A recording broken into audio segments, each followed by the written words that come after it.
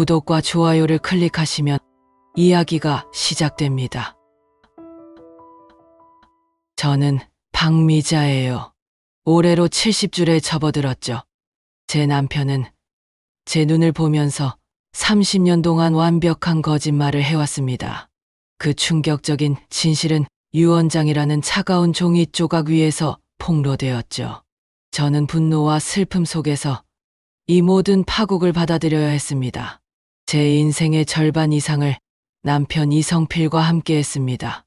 성필은 저에게 언제나 완벽한 남편이었어요. 30년 전부터 그는 저에게 다정하고 아이들에게 헌신적이었으며 가정에는 더할 나위 없이 성실한 가장이었죠. 저희 가족은 늘 평화롭고 안정적이었습니다. 성필이 회사를 은퇴한 후에도 저희의 평온은 깨지지 않았어요. 성필은 매일 아침 저와 함께 동네 뒷산을 산책하고 오후에는 서재에 앉아 책을 읽거나 바둑을 두곤 했습니다. 그 모습은 영원히 이어질 것 같은 잔잔한 행복이었죠. 저는 제 삶이 완벽하게 정리된 책장 같다고 생각했습니다. 그런 성필이 작년 겨울 갑작스러운 심장마비로 세상을 떠났습니다. 평소 건강했던 터라 저희 가족 모두 큰 충격에 빠졌습니다. 병원 응급실의 차가운 복도에 주저앉았을 때 저는 눈물조차 나오지 않았어요. 그저 제 삶의 가장 두꺼운 기둥이 부러지는 소리만 들리는 것 같았습니다. 장남 이준영과 장녀 이유진은 아버지의 죽음 앞에 망연자실했어요. 준영은 42세의 능력 있는 회사원이었고 유진은 38세의 현명한 엄마였습니다. 두 아이 모두 아버지를 존경했고 아버지의 가르침대로 바르게 살아왔습니다. 장례식이 끝나고 며칠 후 성필의 법률 대리인이었던 강 변호사에게 연락이 왔습니다. 강 변호사는 50대 초반으로 성필의 오랜 거래처 변호사였죠. 성필이 2달 전 강 변호사를 통해 유언장 공증을 마쳤다는 겁니다. 저는 성필이 유언을 준비했다는 사실에 묘한 불안감을 느꼈습니다. 성필은 저에게 단 한마디도 하지 않았거든요. 준영과 유진이 함께 모인 자리에서 강 변호사가 유언장을 개봉했습니다. 서재의 무거운 공기 속에서 저는 숨을 쉬는 것조차 힘들었죠. 강 변호사가 유언장 내용을 읽기 시작했습니다. 처음에는 예상했던 내용이었어요. 저희가 살던 집과 제가 관리하던 예금 일부는 저에게 상속된다는 내용이었죠.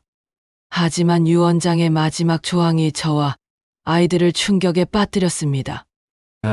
나 이성필의 남은 모든 재산상가 건물 2채, 예금 및 증권 포함은 박미자 배우자와 김민재 특정 상속인에게 50%씩 균등하게 분배한다. 준영과 유진은 유언장에 자신들의 이름이 전혀 언급되지 않은 것에 놀라움을 금치 못했습니다. 하지만 저를 더욱 충격에 빠뜨린 것은 유언장에 적힌 김민재라는 이름이었어요. 저는 김민재라는 이름을 들어본 적이 없었습니다. 저희 친인척 중에도 성필의 오랜 친구 중에도 그런 이름은 없었어요. 준영이 곧바로 변호사에게 물었습니다. 변호사님, 김민재는 누구인가요? 저희 가족 중에는 그런 사람이 없습니다. 유언장이 잘못된 것 아닙니까? 준영의 목소리는 분노와 당황스러움으로 떨렸습니다. 강 변호사는 차분하게 설명했습니다. 고인께서는 김민재 씨를 특정 상속인으로 명시하셨고 김민재 씨는 현재 40세입니다. 그리고 고인의 숨겨진 아들입니다. 그 말에 저는 심장이 멎는 듯 했습니다. 머릿속이 하얗게 변했고 귀에서 윙윙거리는 소리만 들렸어요.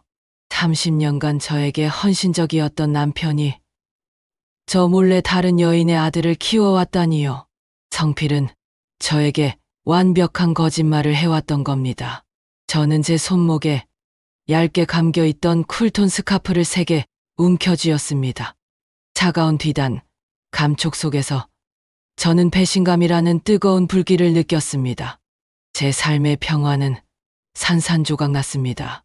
강 변호사의 충격적인 발언 이후 저희 집 거실에는 숨막히는 침묵이 흘렀습니다. 준영과 유진은 믿을 수 없다는 표정으로 저와 변호사를 번갈아 쳐다봤죠. 유진이 먼저 입을 열었습니다. 아버지께서 외도를 하셨다는 말인가요? 그리고 그 아들에게 재산을 전부 물려주신 거고요? 어머니, 이게 말이 돼요? 유진의 목소리는 떨렸지만 그 안에는 깊은 분노가 담겨 있었습니다. 저는 아무 말도 할 수 없었어요. 30년간 쌓아올린 저의 신뢰가 한순간에 모래성처럼 무너져 내리는 순간이었죠. 30년 전의 성필은 평범한 회사원이었습니다. 당시 재산이라고는 작은 전셋집 보증금이 전부였죠. 그는 늘 저에게 성실한 남편의 모습만 보여주었습니다. 강 변호사는 성필이 이 유언장을 공증할 때 자세한 설명을 남겼다고 했습니다. 성필 씨는 유언장의 김민재 씨가 친아들임을 명확히 밝혔습니다. 다만 이 모든 것이 미자 씨에게 큰 충격이 될 것을 염려하여 김민재 씨에게만 상속을 한다는 사실을 미자 씨에게는 비밀로 해달라고 신신당부하셨습니다. 준영의 분노가 폭발했어요. 말도 안 됩니다. 저희는 친아들, 친딸인데 재산 한 푼 없이 어머니와 내연녀의 아들에게 재산을 전부 넘기신다고요? 아버지가 저희를 버리신 겁니다. 저희는 절대 이 유언장을 인정할 수 없습니다. 준영은 주먹으로 테이블을 내리쳤습니다. 쿵 하는 소리가 정적을 깨뜨렸죠. 저는 그제야 정신을 차렸습니다. 제가 이 상황을 이성적으로 대처해야만 했죠. 얇은 스카프를 다시 매만지며 심호흡을 했습니다. 준영아, 진정해. 흥분한다고 해결될 일은 없어. 강 변호사님, 김민재 씨에 대한 더 자세한 정보가 있습니까? 성필 씨가 김민재 씨의 어머니, 그러니까 외도 상대에 대해서는 언급하지 않았나요? 제 목소리는 낮고 차분했지만 제 안의 심장은 잊힌 듯이 뛰고 있었습니다. 강 변호사는 잠시 서류를 뒤적였습니다. 김민재 씨의 어머니는 오현주라는 분입니다. 성필 씨의 첫사랑이었으며 김민재 씨를 낳은 후 30년 전 불의의 사고로 돌아가셨다고 합니다. 성필 씨는 이 모든 사실을 미자 씨에게 비밀로 해달라고 거듭 부탁하셨습니다. 첫사랑. 그 단어가 제 귓가에 차가운 비수처럼 박혔습니다. 성필이 저와 결혼하기 전에 만났던 사람, 결혼 후에도 그 첫사랑의 그림자를 지우지 못하고 그 아들을 몰래 책임져 왔던 겁니다. 30년 전 제가 막 준영을 낳았을 무렵이었죠. 저는 그 시기에 성필에게 무슨 일이 있었는지 전혀 알지 못했습니다. 유진은 울음을 터뜨렸습니다. 아버지께서 어떻게 저희에게 이러실 수가 있어요. 어머니께도요. 평생을 바쳐 헌신하신 어머니는 뭐가 되는 건가요? 저희는 가짜 가족이었나요? 유진의 울음소리가 제 마음을 더욱 아프게 했습니다. 저는 강 변호사에게 말했습니다. 변호사님, 저는 이 유언장을 법적으로 다툴 생각입니다. 저희 30년 결혼 생활에 대한 존중이 없습니다. 그리고 준영이와 유진이의 권리도 지켜야 합니다. 김민재 씨를 만나고 싶습니다. 남편이 숨긴 30년의 진실을 제 눈으로 직접 확인해야겠어요. 강 변호사는 저의 단호함에 놀란 듯 했습니다. 물론 미자 씨께서는 유류분 반환 청구권을 주장하실 수 있습니다. 하지만 성필 씨께서는 이 상황을 대비하여 별도의 서류를 제게 맡기셨습니다. 미자 씨와 김민재 씨가 만나서 모든 것을 이해하게 될 경우 그때 이 서류를 공개하라고 하셨습니다. 별도의 서류. 성필이 남긴 마지막 유언이었습니다. 저는 이성필이 저에게 일방적인 통보만 남기고 떠났다는 사실에 다시 한번 분노했습니다. 저는 이 모든 진실을 밝혀내기로 결심했습니다. 제 자존심과 가족의 명예를 위해서라도 말이죠. 준영과 유진은 아버지의 배신감과 유산 상실에 대한 불안감으로 저를 계속 찾아왔습니다. 저희 집은 평온을 잃고 분쟁의 중심지가 되어버렸죠. 어머니, 저희는 당장 유언 무효 소송을 제기해야 합니다. 김민재라는 사람이 아버지의 친아들인지 유전자 검사부터 해야죠. 그 사람이 저희 재산을 가로채도록 둘 수 없어요. 준영은 며칠 동안 잠도 제대로 못 잔 듯 얼굴이 상해 있었습니다. 저는 냉철함을 유지하려 애썼어요. 준영아, 유진아, 너희 아버지가 남긴 유언은 우리에게 최대 위기임이 분명해. 하지만 감정적으로 대응해서는 안 돼. 너희 아버지가 왜 이런 유언을 남겼는지 원인부터 찾아야 한다. 유진은 울먹였습니다. 원인은 뻔하지 않아요. 첫사랑에 대한 미련이 남아 그 아들을 책임지고 싶었던 거잖아요. 저희를 버리고요. 저는 유진의 말을 듣고 가슴이 미어졌습니다. 하지만 저는 성필이라는 사람을 30년 동안 보아왔어요. 성필은 저에게는 그림자처럼 다정한 사람이었습니다. 그의 행동에는 숨겨진 의미가 있을 거라고 믿고 싶었죠. 저는 목에 두른 스카프를 고쳐 매고 결심했습니다.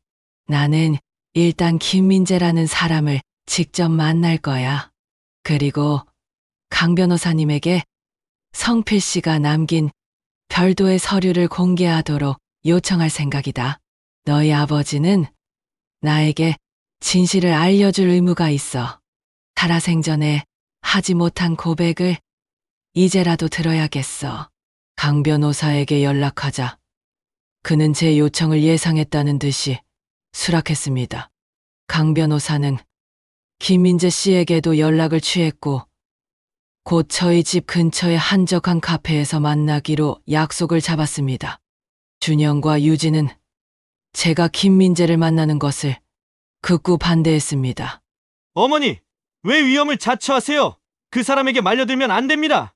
저희가 대신 만나서 냉정하게 협상해야죠. 준영이 저를 붙잡았습니다. 저는 준영의 손을 뿌리쳤습니다. 아니, 이 문제는 돈의 문제 이전에 나의 30년 결혼 생활에 대한 존중의 문제야. 나는 성필의 배우자로서 이 모든 것을 정면으로 마주해야 해. 너희는 뒤에서 나를 지지해 주렴. 만나기로 한 날 아침부터 저는 마음이 복잡했습니다. 40세의 김민재는 어떤 모습일까요? 성필과 닮았을까요? 그의 어머니 오현주는 어떤 사람이었을까요? 저는 외투를 입고 거울 앞에 섰습니다. 회색빛 재킷과 남색 스카프. 최대한 흔들리지 않는 지적인 모습으로 보이려 노력했어요. 제 안의 슬픔과 분노를 겉으로 드러내고 싶지 않았습니다. 약속 장소에 도착하자 카페 창가에 한 남자가 앉아 있었습니다.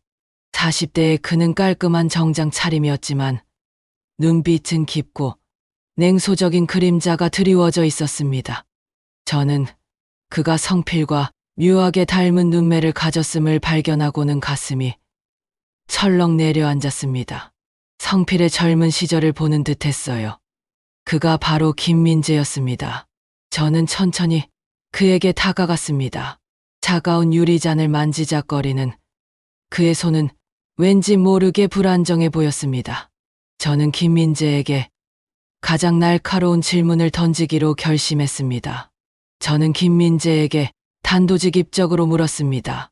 김민재 씨, 성필 씨가 당신의 친아버지가 맞습니까?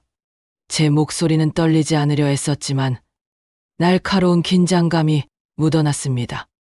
민재는 저의 질문에 잠시 움츠러드는 듯했습니다. 하지만 곧 냉소적인 미소를 지으며 대답했죠. 네. 유전자 검사 결과까지 필요한가요? 이성필 씨는 제 친아버지가 맞습니다. 30년 전 제 어머니 오연주 씨와의 관계에서 태어났습니다. 민재의 말투에는 저를 향한 경계심과 냉담함이 섞여 있었습니다. 저는 테이블 위에 놓인 찻잔을 천천히 내려놓았습니다. 찻잔의 달그락거리는 소리가 유난히 크게 들렸어요. 성필 씨는 저의 남편이었고 30년 동안 저에게는 헌신적인 남편의 모습만 보여주었습니다. 그런데 당신의 존재는 완벽한 기만입니다. 당신은 성필 씨가 저희 가족을 속여가며 키워온 숨겨진 아들이죠. 민재는 고개를 숙였습니다. 저도 영자 씨와 자녀분들께 죄송하게 생각합니다. 하지만 저는 성필 씨를 아버지라고 불러본 적이 없습니다. 저는 고아원에서 자랐고 성필 씨는 그저 후원자였습니다. 제가 20대가 되어서야 그분이 제 친아버지라는 사실을 알게 되었죠. 고아원에서 자랐다. 후원자. 저는 민재의 말에 잠시 혼란스러웠습니다. 성필이 저 몰래 외도하여 아들을 낳았다면 마땅히 그 아들을 호화롭게 키웠을 것이라고 생각했거든요. 그런데 고아원이라니요.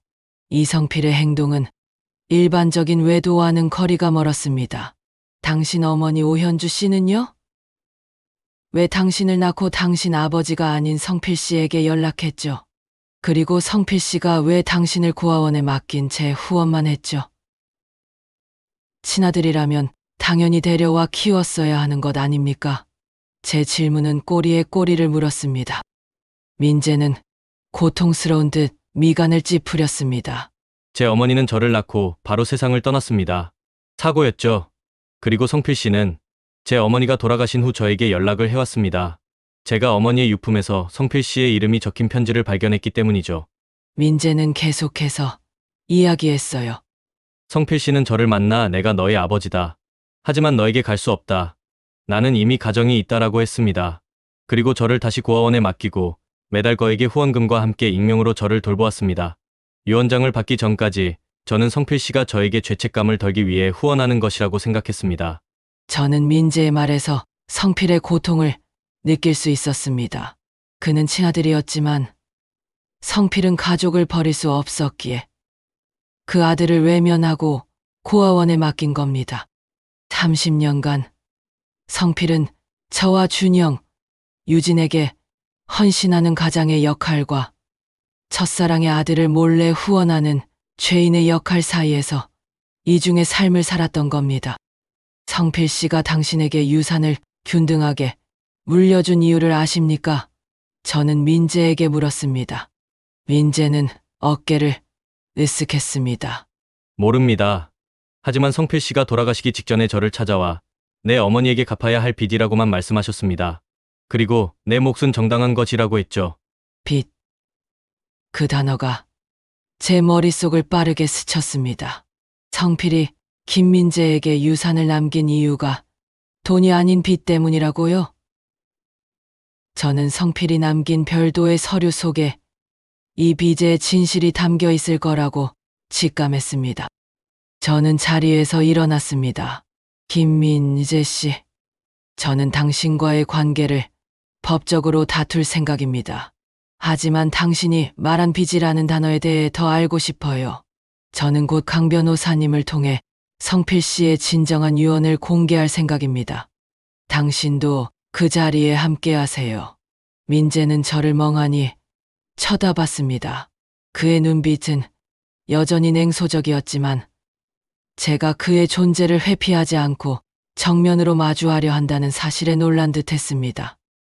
카페를 나서는 저의 등 뒤로 민재의 불안정한 한숨 소리가 들리는 듯했습니다. 저는 곧바로 강 변호사에게 연락했습니다. 준영과 유진, 그리고 김민재를 모두 불러 성필이 남긴 별도의 서류를 공개해달라고 요청했죠. 준영과 유진은 마지못해 참석했지만 민재를 향한 적개심을 숨기지 못했습니다. 민재는 변호사 사무실 구석에 앉아 고개를 숙이고 있었습니다. 강 변호사는 무거운 분위기 속에서 갈색 봉투 하나를 꺼냈습니다. 이 봉투는 성필 씨가 유언장 공증 후 저에게 맡기신 것입니다. 미자 씨와 김민재 씨가 마주한 후에 공개하라고 하셨습니다. 봉투 안에는 낡은 사진 2장, 은행 채무 이행 확인서 4본, 그리고 성필이 손으로 직접 쓴 편지가 들어 있었습니다. 강 변호사는 사진부터 꺼냈습니다. 첫 번째 사진은 30년 전 성필과 오현주, 그리고 갓난아기 민재가 함께 찍은 사진이었습니다. 성필은 젊었지만 미소를 짓고 있지 않았어요. 오히려 고뇌에 찬 표정이었죠. 오현주는 병약해 보였지만 아기를 안고 희미하게 웃고 있었습니다. 두 번째 사진은 저희 아버지, 즉 성필의 장인 박 사장이었습니다. 아버지는 30년 전 세상을 떠났는데 성필과 함께 찍은 사진이었죠. 사진 속에서 아버지는 성필의 손을 잡고 눈물을 흘리고 있었습니다. 배경은 병실 같았어요. 이 사진은 제가 처음 보는 것이었습니다. 저는 손으로 입을 막았습니다. 낡은 사진 속에서 저는 30년의 비밀이 흘러나오는 것을 느꼈습니다. 강 변호사는 이어서 채무이행 확인서 사본을 펼쳤습니다. 확인서에는 성필이 1994년 8월 미자의 아버지가 남긴 거액의 사업 부채 10억 원을 대신 변제하겠다는 내용이 명시되어 있었습니다.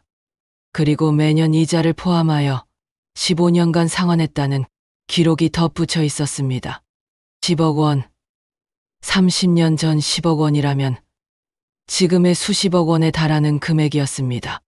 저희 아버지는 사업 부도 후 충격으로 쓰러져 돌아가셨습니다. 저희 가족은 아버지가 빚을 남기지 않기 위해 모든 재산을 정리하고 깨끗하게 가셨다고 알고 있었죠. 저는 성필이 저와 가족에게 거짓말을 해왔다는 사실에 다시 한번 충격을 받았습니다. 하지만 이번에는 배신감이 아니었습니다. 경악이었죠. 성필이 저의 아버지를 대신해 그 거액의 빚을 떠안았다니요. 성필이 밤마다 야근을 하고 주말에도 출장을 다녔던 이유가 저와 가족에게 안정된 삶을 주기 위해서였던 겁니다. 강 변호사는 성필의 친필 편지를 읽었습니다. 편지는 저에게 쓴 것이었습니다. 사랑하는 미자에게 나는 평생 당신에게 이 진실을 말할 수 없었소. 30년 전 당신의 아버지는 사업 부도로 인해 모든 것을 잃었고 극단적인 선택을 하려 했소. 아버지를 살리기 위해, 그리고 당신이 아버지의 죽음과 빚으로 고통받지 않게 하기 위해 내가 아버지의 빚 10억 원을 떠안았소. 저는 결국 울음을 터뜨렸습니다. 제 평생을 바친 남편의 위대한 희생을 이제야 깨달았습니다. 성필은 저의 행복을 위해 자신의 삶을 저당 잡힌 겁니다. 저는 그저 성필이 주는 편안함만을 누리고 살았던 겁니다. 강 변호사는 계속해서 편지를 읽었습니다. 성필의 고독한 30년이 그 편지 속에 고스란히 담겨 있었습니다. 10억 원은 혼자 갚을 수 있는 돈이 아니었소. 나는 모든 것을 포기하고 싶었지만 당신의 밝은 미소와 갓난 준영의 얼굴을 보면 그럴 수 없었소. 그때 오현주를 만났소.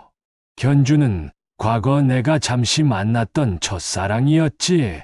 그녀는 나의 딱한 사정을 듣고 자기가 가진 모든 돈, 당시 거액이었던 2억 원을 아무 조건 없이 나에게 빌려주었소. 현주도 부유한 환경이 아니었는데도 말이지. 저는 다시 한번 충격에 휩싸였습니다. 성필은 외도를 한 것이 아니라 저의 아버지를 구하기 위해 거액의 빚을 짊어졌고 그 과정에서 첫사랑의 도움을 받았던 겁니다. 성필의 첫사랑 오현주에게는 은인이었죠. 하지만 현주는 민재를 낳고 바로 사고로 세상을 떠났소. 그때 나는 현주의 마지막 부탁을 받았소. 민재를 잘 키워달라는 부탁이었지. 나는 현주에게 2억 원의 빚을 졌을 뿐 아니라 생명의 은혜를 입은 것이나 다름없었소. 편지는 민재가 성필의 친아들이 아님을 밝히고 있었습니다. 성필은 오현주에게 돈을 빌릴 때 조건을 걸었어요. 민재가 성필의 아들로 알려져야 민재가 후원금을 받을 때 사채업자들이 접근하지 못할 것이라고 생각했던 겁니다. 민재는 친아들이 아니라 성필이 지켜야 했던 아이였던 겁니다. 나는 민재를 고아원에 맡기고 친아버지 행세를 했소. 내가 당신에게 이 모든 진실을 털어놓으면 이혼을 당할까봐 두려웠기 때문이요. 당신의 아버지 빚을 떠안았다는 사실, 그리고 첫사랑의 아들을 몰래 후원하고 있다는 사실, 이 모든 것이 당신을 배신하는 행위라고 생각했소. 성필은 저를 배신한 것이 아니었습니다. 그는 저의 아버지를 지켰고 저를 지켰으며 그 과정에서 첫사랑의 아들까지 지키려 했던 겁니다. 성필의 모든 행동은 거짓이 아니라 위대한 사랑의 표현이었죠. 저는 성필의 편지를 읽는 동안 흐느껴 울었습니다. 제 눈물은 후회와 감사로 뒤섞여 있었습니다. 준영과 유진은 아버지의 편지를 듣고는 자리에서 일어나 민재에게 다가갔습니다. 준영이 민재의 어깨를 잡았습니다.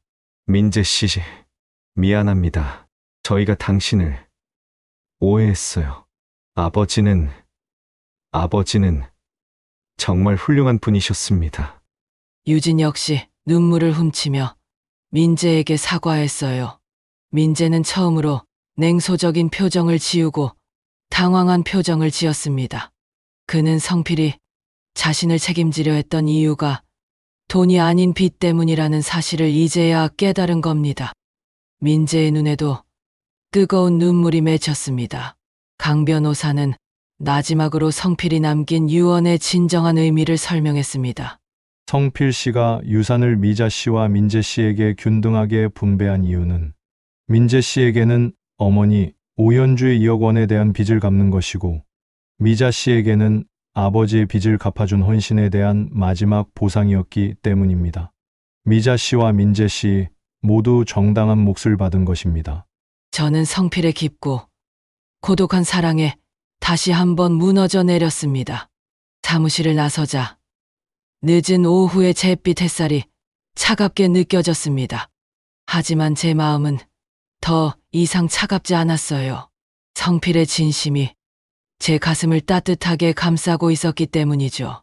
준영과 유진은 이제 더 이상 김민재를 재산을 가로챈 사람으로 보지 않았습니다. 그들은 민재를 아버지의 희생과 사랑의 증인으로 여겼죠. 집으로 돌아온 후 저희 가족은 거실에 모여 앉아 밤늦도록 이야기를 나누었습니다. 어머니, 저희가 아버지를 오해했어요. 저희는 아버지가 저희를 버린 줄 알았죠. 하지만 아버지는 저희를 지키기 위해 자신의 모든 것을 희생하신 거예요. 준영은 흐느끼며 말했습니다. 준영의 눈물은 진심이었습니다. 유진 역시 고개를 끄덕였습니다. 저는 아버지가 외도했다고 생각했어요. 그 생각만으로도 어머니께 너무 죄송했어요. 아버지의 유언이 저희에게 가장 큰 교훈을 남겨주신 것이었네요. 저는 준영과 유진의 손을 잡았습니다. 너희 아버지는 정말 대단한 분이셨지. 하지만 너희들에게 재산을 물려주지 않은 이유도 이제야 알 것 같아. 너희 아버지는 너희들이 아버지의 도움 없이 스스로의 힘으로 인생을 개척해 나가기를 원하셨던 거야. 너희들은 이미 훌륭하게 자랐으니 말이다. 준영은 아버지의 깊은 뜻을 이해한 듯 눈물을 닦고 말했습니다. 어머니, 저희는 아버지의 유산을 받을 자격이 없어요. 아버지께서 남기신 유산은 전부 어머니의 몫입니다. 그리고 김민재 씨의 몫 역시 당연히 지켜져야 하죠. 아버지가 민재 씨의 어머니께 진 은혜의 빚이니까요. 저희는 성필의 유언대로 상가 건물 2채와 예금을 저와 김민재에게 균등하게 분배하기로 결정했습니다. 준영과 유진은 유류분 반환 청구 소송을 포기했습니다. 이 모든 결정은 저희 가족의 자발적인 선택이었습니다. 하지만 저는 한 가지 더 중요한 결심을 했습니다. 성필이 30년 전에 짊어졌던 아버지의 빚 10억 원에 대한 마지막 책임을 제가 져야 한다고 생각했어요. 성필은 그 빚을 갚기 위해 평생 고통받았습니다. 저는 성필이 남긴 유산 중에서 10억 원을 성필의 이름으로 사회에 환원하기로 결정했습니다. 준영아, 유진아, 너희 아버지의 유산 중 일부를 이성필 장학재단에 기부하고 싶다. 아버지가 짊어졌던 빚의 무게를 이제는 사랑의 이름으로 돌려주고 싶어. 아버지는 평생 너희와 나에게 빚진 마음으로 사셨을 거야. 준영과 유진은 기꺼이 동의했습니다. 저희 가족은 아버지의 희생이 영원한 가치로 남기를 바랐어요. 저는 이 모든 결정을 김민재에게 알리기로 했습니다. 민재 역시 이 모든 상황을 알아야 했으니까요. 저는 성필의 마지막 소원을 이루어주기로 결심했습니다. 가족 간의 화해와 빚 청산이라는 두 가지 소원을요. 저는 민재에게 곧바로 연락했습니다. 저는 김민재를 다시 만났습니다. 이번에는 변호사 사무실이 아닌 성필이 생전에 즐겨 찾던 한강변의 작은 벤치였습니다. 차가운 강바람이 불었지만 저희는 서로의 진심을 확인해야 했습니다. 저는 민재에게 저희 가족의 최종 결정을 이야기했어요. 민재 씨, 저희 가족은 유언장대로 당신의 정당한 상속분을 모두 인정하기로 했습니다. 준영이와 유진이는 유류분 청구 소송을 포기했어요. 당신의 몫은 당신, 어머니, 오현주 씨의 숭고한 헌신에 대한 성필 씨의 마지막 빚입니다. 민재는 말을 잇지 못하고 고개를 떨구었습니다. 그의 눈에는 감격과 슬픔이 뒤섞인 눈물이 고여 있었습니다. 영자 씨, 제가 성필 씨의 유산을 받을 자격이 있을까요? 저는 성필 씨에게 해드린 것이 아무것도 없는데 오히려 영자 씨 가족의 행복을 깨뜨린 것 같아서 죄송합니다. 저는 민재의 손을 잡았습니다. 그의 손은 차가웠지만 저는 그에게서 성필의 고독한 그림자를 느꼈습니다. 아니에요. 민재 씨. 당신은 성필 씨가 평생 지키고 싶었던 사람입니다. 당신은 성필 씨에게 사랑의 의미를 일깨워준 사람입니다. 이 유산은 당신이 받아야 마땅해요. 성필 씨는 당신에게 죄책감이 아니라 아버지의 사랑을 남기고 싶었을 겁니다. 저는 봉투에서 성필과 제 아버지가 병실에서 찍은 낡은 사진을 꺼냈습니다. 그리고 민재에게 보여주었습니다. 민재 씨, 성필 씨는 당신의 어머니 오현주 씨에게 2억 원의 도움을 받았지만 당신의 어머니가 성필 씨를 돕게 된 진정한 이유는 바로 이 사진 속의 인물, 즉 저의 아버지 때문이었어요. 당신 어머니는 성필 씨가 제 아버지의 빚을 떠안으려는 위대한 결심에 감동하여 돈을 빌려주신 겁니다. 민재는 사진을 한참 동안 바라보았습니다. 그의 눈에서는 결국 뜨거운 눈물이 쏟아졌습니다. 제 어머니가 성필 씨를 돕기 위해 자신의 모든 것을 내놓았다니, 제 어머니도 성필 씨도 모두 희생적인 사랑을 하셨군요. 저는 이 모든 진실을 몰랐습니다. 민재는 울음을 멈추고 저에게 중요한 이야기를 털어놓았습니다. 영자 씨, 사실 저는 성필 씨가 돌아가시기 직전에 마지막으로 만났습니다. 성필 씨는 저에게 내 인생에서 가장 미안한 사람이 너희 어머니와 미자다. 나는 그들에게 평생 빚을 지고 살았다고 했습니다. 그리고 민재야, 내 몫은 꼭 찾아라. 그것은 너희 어머니의 헌신이다라고 말씀하셨죠. 성필은 저에게는 아버지의 은인으로서, 민재에게는 어머니의 희생에 대한 정당한 보상으로서 유산을 남겼던 겁니다. 저는 민재에게 저희 가족이 성필의 빚 10억 원을 장학재단에 기부하기로 결정한 사실을 이야기했습니다. 민재는 기쁨과 감격으로 말을 잇지 못했어요. 성필 씨가 가장 원하셨을 일일 겁니다. 자신의 빚이 누군가의 희망이 되기를 바라셨을 거예요. 한강변의 차가운 바람 속에서 저는 민재의 눈빛에서 성필의 따뜻한 영혼을 보았습니다. 민재는 더 이상 숨겨진 아들이 아니었습니다. 그는 저희 가족의 새로운 구성원이자 성필의 위대한 사랑을 증명하는 산증인이었습니다. 저는 민재의 손을 다시 한번 꼭 잡았습니다. 저희 가족은 성필의 10억 원의 유산을 이성필 장학재단 설립을 통해 사회에 돌려주었습니다. 준영과 유진은 아버지의 뜻을 기리며 재단 운영에 적극적으로 참여했어요. 유진은 재단의 행정 업무를 맡았고, 준영은 재단의 투자 관리와 법률 자문을 담당했습니다.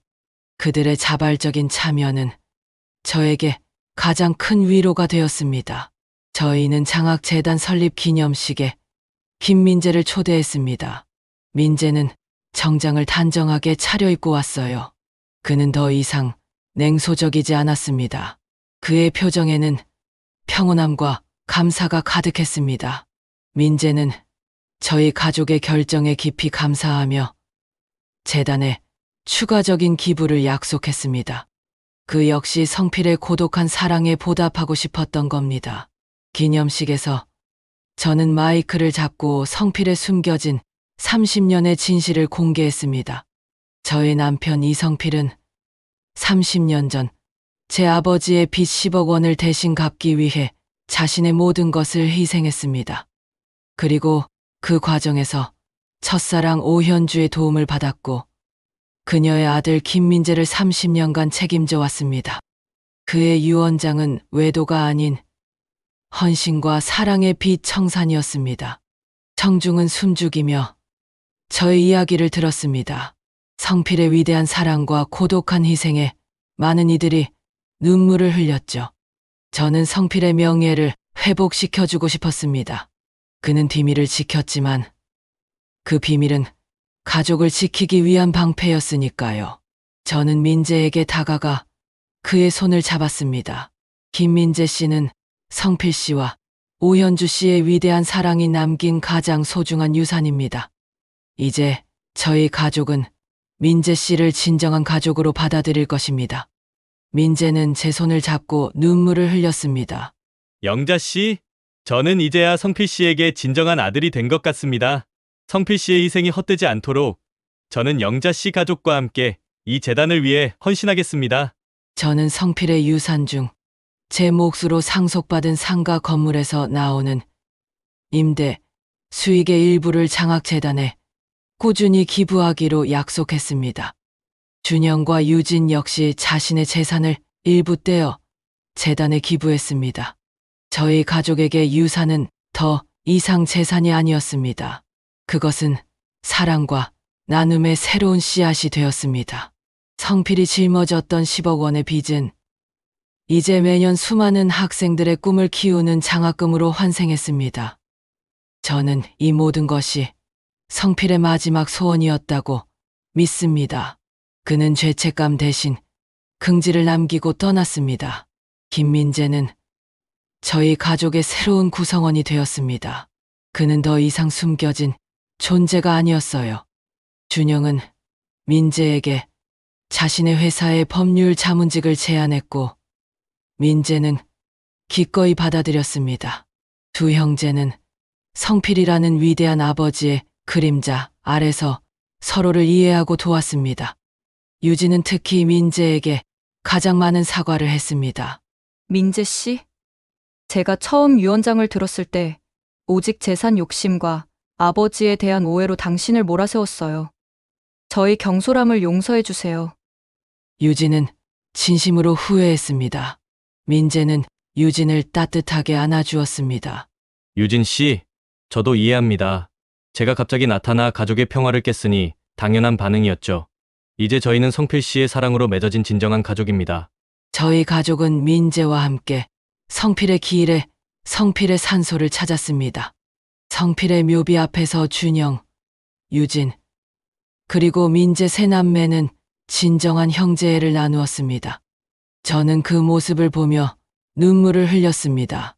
제 삶의 가장 큰 고통이 가장 큰 행복으로 변하는 순간이었죠. 민재는 저에게 어머니 오현주에 대한 이야기를 해 주었습니다. 오현주는 평생을 성필을 존경하며 살았다고 합니다. 성필이 미자의 아버지 빚을 갚기 위해 노력하는 모습에 감동하여 자신의 모든 것을 내놓았던 숭고한 여성이었다는 것을요. 민재는 제게 오현주의 낡은 일기장 사본을 보여주었습니다. 일기장에는 성필에 대한 존경심과 미자를 향한 미안함이 가득했습니다. 성필 씨는 정말 훌륭한 남자다. 자신의 가족을 지키기 위해 저렇게 고독한 길을 걷다니. 나는 그를 돕고 싶다. 미자 씨에게는 죄송하지만 성필 씨의 짐을 조금이라도 나누고 싶다. 이 돈은 성필 씨 가족을 지키는 데 쓰이기를.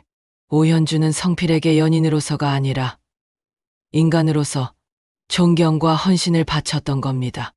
성필이 민재에게 유산을 남긴 것은 바로 오현주의 숭고한 마음에 대한 마지막 보답이었던 거죠. 저는 오현주의 일기장을 읽으며 그녀를 질투하는 대신 진정한 존경심을 느꼈습니다. 저희 두 여성은 이성필이라는 한 남자의 위대한 헌신을 중심으로 맺어진 특별한 인연이었습니다. 저는 성필이 저에게 남긴 사랑의 진정한 의미를 깨달았습니다. 사랑은 소유가 아니라 헌신과 희생이라는 것을요. 저는 성필의 모든 비밀이 풀린 후 저희의 결혼 생활 30년을 되돌아보기 시작했습니다. 성필은 저에게 헌신적이었지만 제가 놓쳤던 수많은 복선들이 있었음을 깨달았어요. 30년 전 제가 막 준영을 낳았을 무렵 성필은 늘 극심한 피로에 시달렸습니다. 그는 저에게 회사 업무 때문에 그렇다고 말했죠. 하지만 저는 이제 압니다. 그때 성필은 주경야독으로 빚을 갚기 위해 밤마다 다른 일을 했을 거예요. 그의 어깨는 늘 무거웠고 그의 눈빛에는 깊은 고독이 드리워져 있었습니다. 한 번은 성필이 손목 시계를 잃어버리고 온 적이 있었어요. 제가 결혼 선물로 해준 고가 시계였죠. 성필은 저에게 실수로 잃어버렸다고 했지만 저는 이제 그 시계가 빚을 갚기 위해 팔렸을 것이라고 짐작합니다. 성필은 저에게 미안함 때문에 그 사실을 숨겼던 겁니다. 저는 그때 성필에게 왜 그렇게 부주의했냐며 화를 냈었죠. 그 모든 후회가 저를 짓눌렀습니다. 가장 결정적인 복선은 저희 아버지가 돌아가시기 직전이었어요. 아버지는 성필의 손을 잡고 성필아, 너에게 이 큰 짐을 지우는구나. 미안하다. 미자에게는 절대 말하지 마라. 라고 말했어요. 저는 그때 아버지가 사망에 대한 미안함으로 한 말이라고 생각했죠. 하지만 아버지가 말한 짐은 바로 10억 원의 사업 부채였던 겁니다. 성필은 저희 어머니에게도 이 사실을 숨겼습니다. 성필은 어머니에게마저도 완벽한 착한 사위의 모습으로 남고 싶었던 겁니다. 저는 성필의 고독한 싸움을 30년 동안 가장 가까이에서 지켜보면서도 그의 진심을 전혀 헤아리지 못했습니다. 저는 성필에게 가장 편안한 아내였지만 가장 이해심 없는 배우자였던 겁니다. 저는 성필의 서재에 들어가 그가 마지막으로 읽던 책을 펼쳤습니다.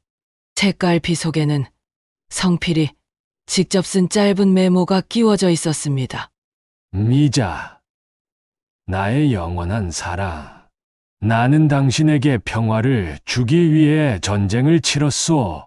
부디 나를 용서하지 마시오.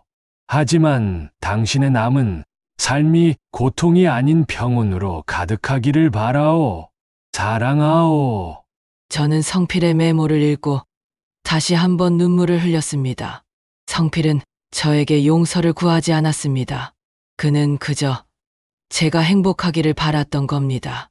저는 이제 성필이 저에게 남긴 유산이 돈이 아니라 진정한 사랑의 가치임을 알았습니다.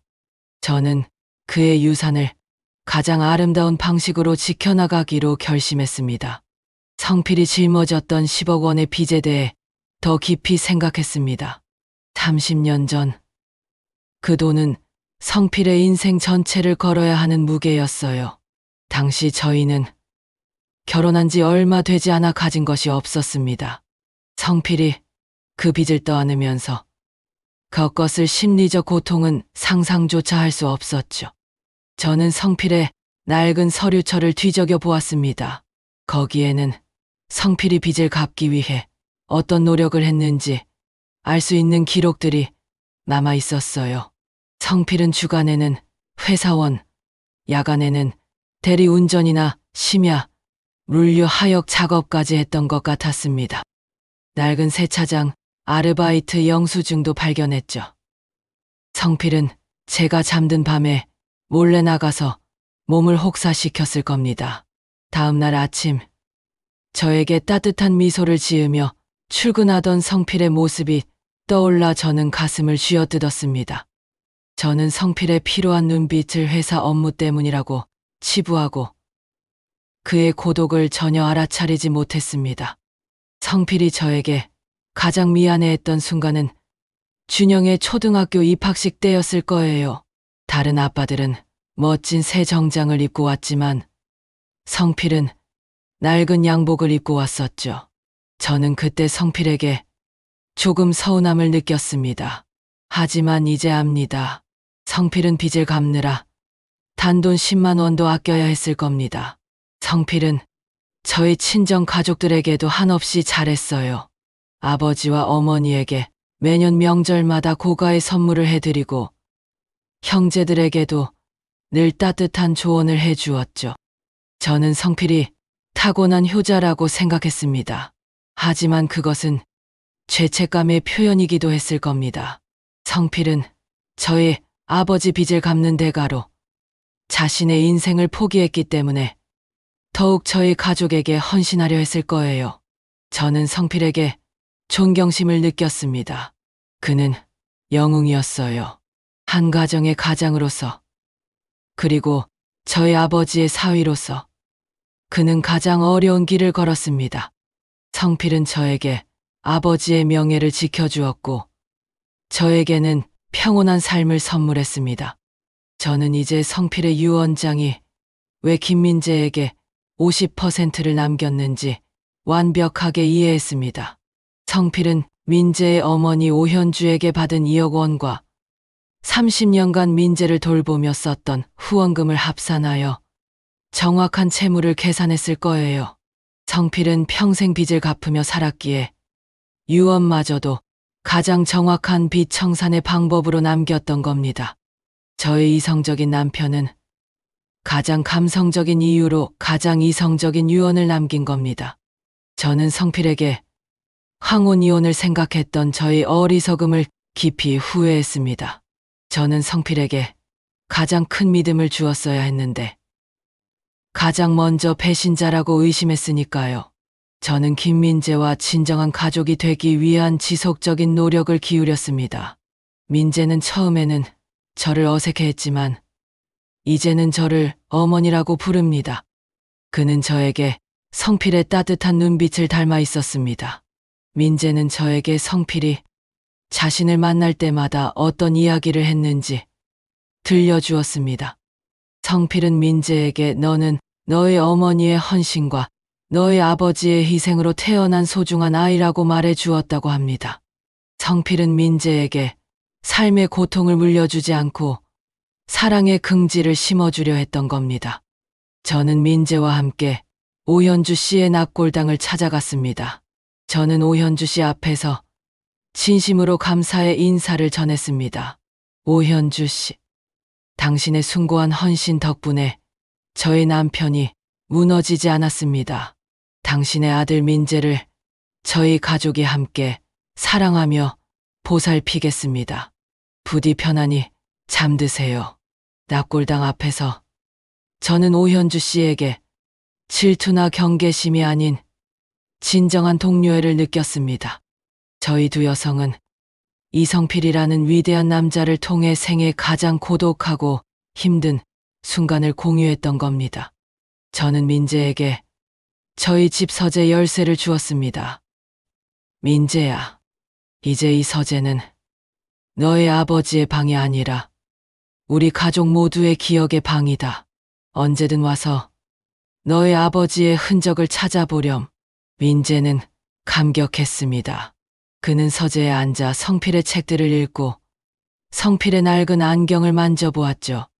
민재는 저에게 어머니, 아버지는 저에게 가장 외로운 아버지였지만 가장 헌신적인 아버지였습니다. 라고 말했습니다.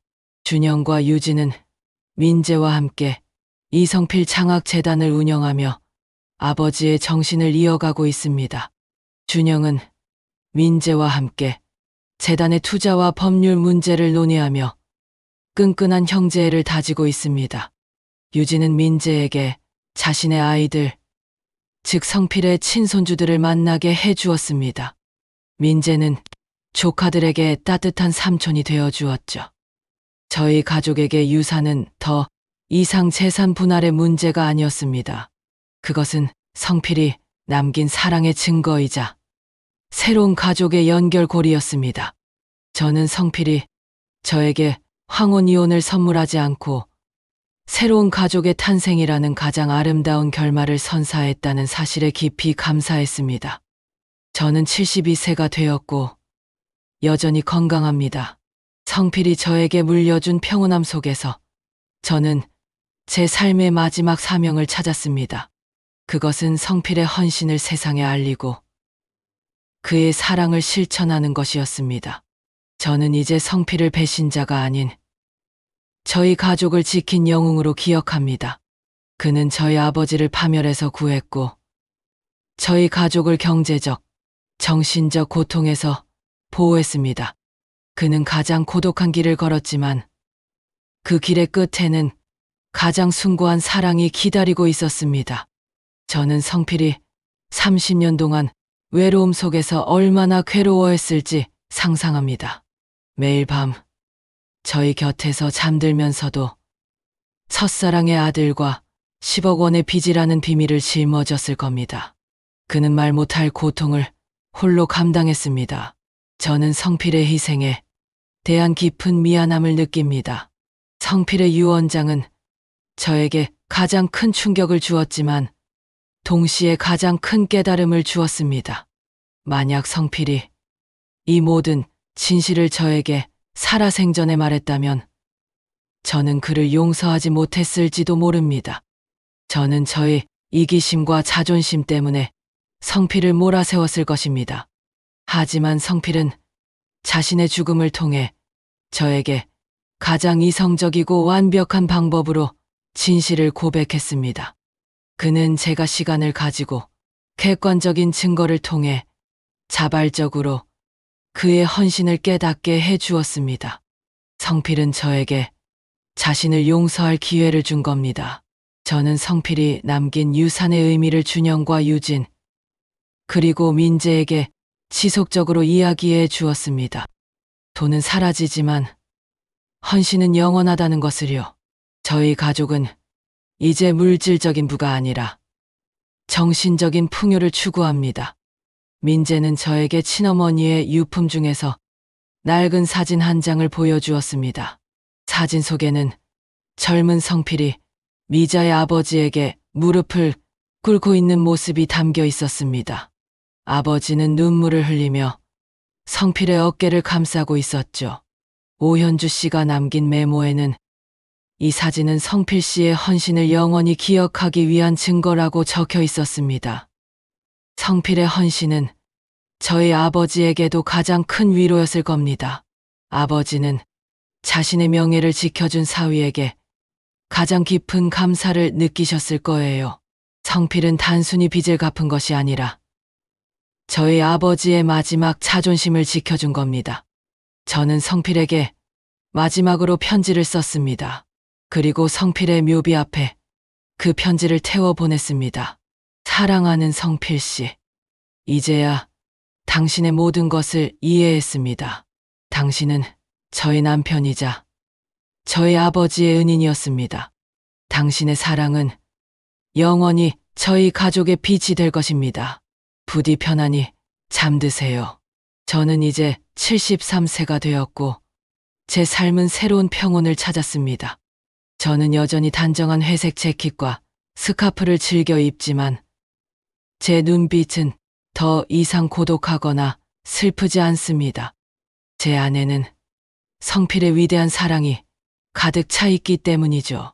저희 가족은 매년 이성필 장학재단을 통해 수많은 학생들에게 장학금을 전달합니다. 장학금을 받는 학생들은 성필의 헌신적인 삶을 듣고 감동을 받습니다. 성필의 빚은 수많은 꿈으로 다시 태어났습니다. 김민재는 저희 가족의 가장 든든한 아들이 되었습니다. 그는 준영, 유진과 함께 저희 가족을 지키고 저를 따뜻하게 보살핍니다. 민재는 저에게 성필의 또 다른 모습과 같았습니다.